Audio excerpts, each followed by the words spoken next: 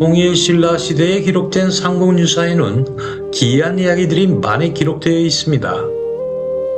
오늘 소개할 이야기는 그 중에서도 특히 많은 생각을 하게 만드는 전설이죠.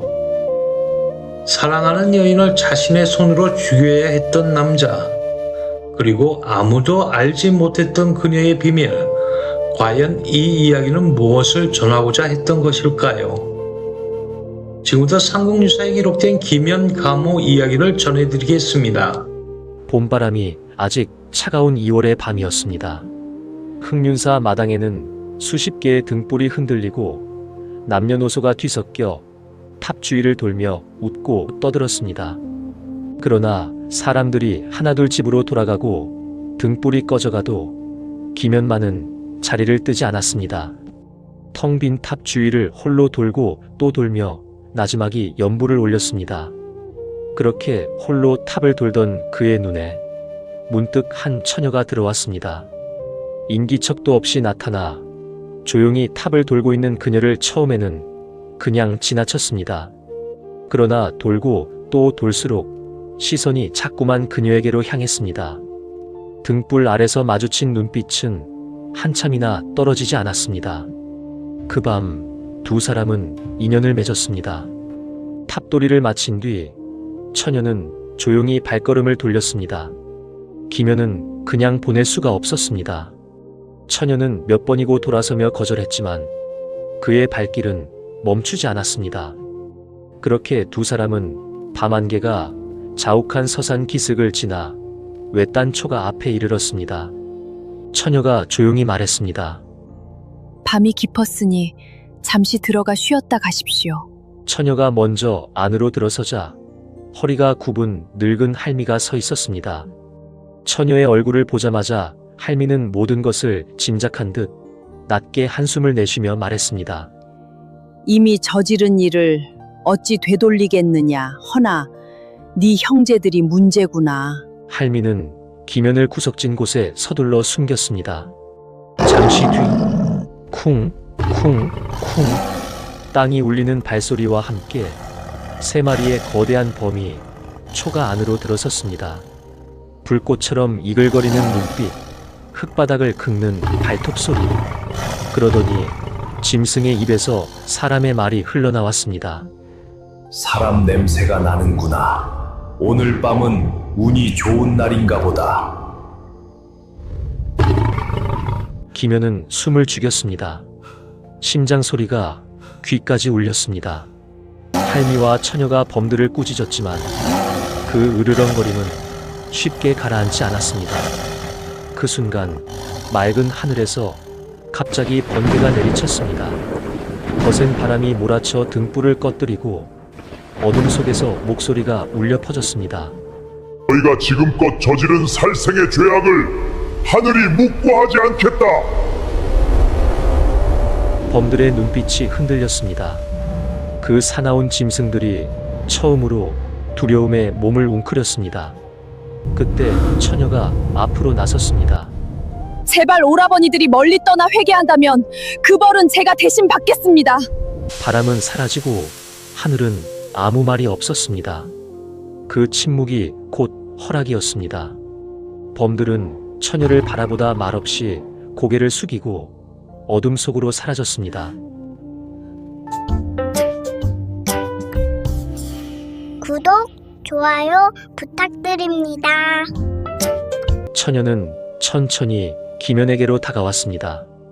그리고 조용히 입을 열었습니다. 마치 오래전부터 이 말을 준비해온 사람처럼. 그녀는 사람이 아니었습니다. 범이었습니다. 하룻밤의 인연이었지만 그녀에게는 이미 그것으로 충분했습니다. 오라버니들이 쌓아온 살생의 업보, 그 벌을 자신이 대신 받겠다고 결심한 것이었습니다.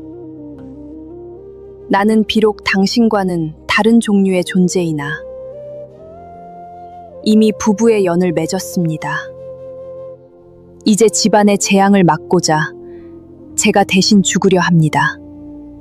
낯선 자의 손에 죽느니 그대의 칼에 죽어 그 은덕에 보답하고 싶습니다.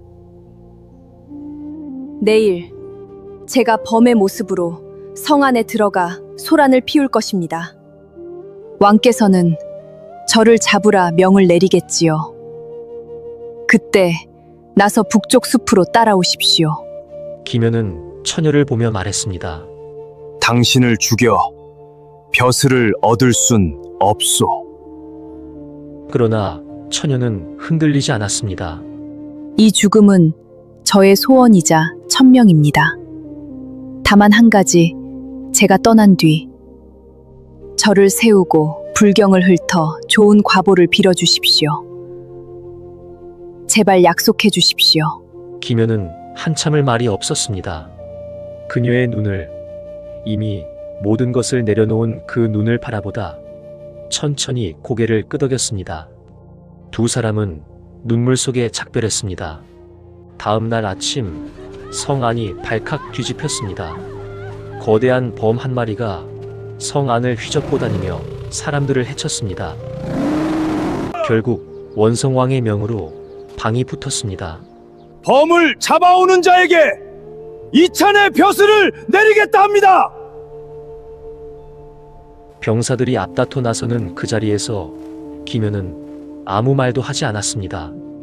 그러나 발걸음은 이미 북쪽 숲을 향하고 있었습니다. 칼 한 자루를 들고 홀로 걸어든 숲 한가운데 그녀가 기다리고 있었습니다. 어젯밤과 같은 얼굴이었습니다. 그러나 눈빛만은 달랐습니다. 이미 모든 것을 내려놓은 사람의 눈이었습니다. 그녀는 마지막 당부를 남겼습니다. 오늘 저로 인해 다친 이들은 흑륜사 절터의 흙을 상처에 바르고 그 절의 나팔 소리를 들으면 나을 것입니다. 그 말이 끝나자마자 그녀는 김현의 칼을 빼앗아 스스로 자신의 목을 찔렀습니다. 하얀 옷자락에 붉은 피가 번졌습니다. 그녀는 소리 없이 쓰러졌고 그 자리에는 커다란 범 한 마리가 쓰러져 있었습니다. 숲속에는 아무 소리도 없었습니다. 김현은 성으로 돌아와 담담하게 보고했습니다. 범을 잡았소이다. 그것이 전부였습니다. 그 숲에서 무슨 일이 있었는지, 그녀가 누구였는지 김현은 평생 입 밖에 내지 않았습니다. 그녀가 알려준 방법대로 치료하니 다친 이들이 모두 나았고 김현은 약속대로 절을 세워 그녀의 넋을 기렸습니다. 절의 이름은 호원사, 범의 소원을 담은 절이었습니다. 김현가모, 호랑이에게 감동받은 김현의 이야기. 이 전설은 단순한 괴담이 아닙니다. 불교적 시선으로 보면 업보와 희생과 공덕이 정교하게 얽혀있는 이야기입니다. 오라버니들이 쌓아온 살생의 죄업, 그 대가를 대신 짊어진 처녀의 선택은 단순한 죽음이 아니라 하나의 구원이었습니다. 그녀는 죽음 앞에서 단 한 번도 흔들리지 않았습니다. 살고 싶다는 말도 원망도 없었습니다. 오히려 자신의 죽음을 가장 아름다운 방식으로 설계했습니다. 사랑하는 사람에게 마지막을 맡기고 다친 이들을 낫게 할 방법까지 남기고 떠났습니다. 저는 그것이 1000년 전 이 이야기가 살아남은 이유라고 생각합니다. 영웅도 왕도 아닌 이름조차 전해지지 않는 범처녀. 하나의 이야기가 지금까지 우리에게 전해지는 것은 그 희생이 너무나 인간적이었기 때문이 아닐까요? 오늘 이 이야기가 여러분께도 작은 울림이 되었으면 합니다.